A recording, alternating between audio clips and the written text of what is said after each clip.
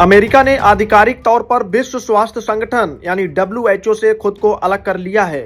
गुरुवार को ट्रंप प्रशासन ने घोषणा की कि अमेरिका की सदस्यता अब पूरी तरह समाप्त हो चुकी है। यह ठीक 1 साल बाद हुआ जब राष्ट्रपति डोनाल्ड ट्रंप ने WHO से बाहर निकलने की औपचारिक प्रक्रिया शुरू करने वाला आदेश जारी किया था।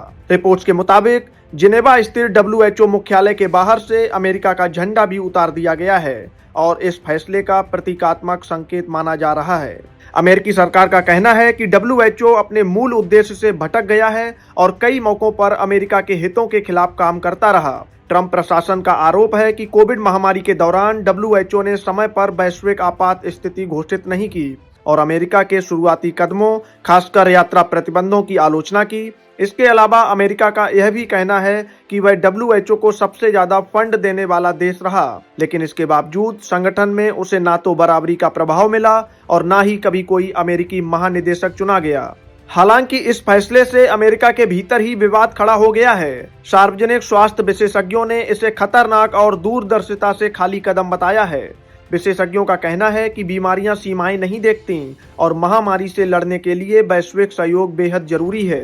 WHO से अलग होने के बाद अमेरिका को इबोला, फ्लू और अन्य उभरती बीमारियों की निगरानी में दिक्कत हो सकती है। साथ ही वैक्सीन से जुड़ी वैश्विक जानकारी और सही वैक्सीन स्ट्रेट चुनने में भी चुनौतियां बढ़ सकती हैं। सरकार का पक्ष है कि अमेरिका वैश्विक स्वास्थ्य प्रयासों से पूरी तरह अलग नहीं हो रहा।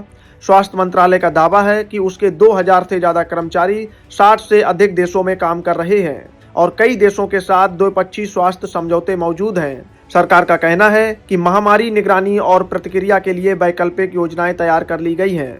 संयुक्त राष्ट्र के नियमों के तहत किसी भी देश को WHO छोड़ने के लिए 1 साल का नोटिस देना होता है और बकाया राशि चुकानी होती है। अमेरिका ने नोटिस तो दे दिया था, लेकिन उस पर करीब $270 मिलियन का बकाया बताया जा रहा है। वहीं ट्रंप प्रशासन का कहना है कि WHO के संविधान के तहत यह राशि चुकाना अनिवार्य नहीं है।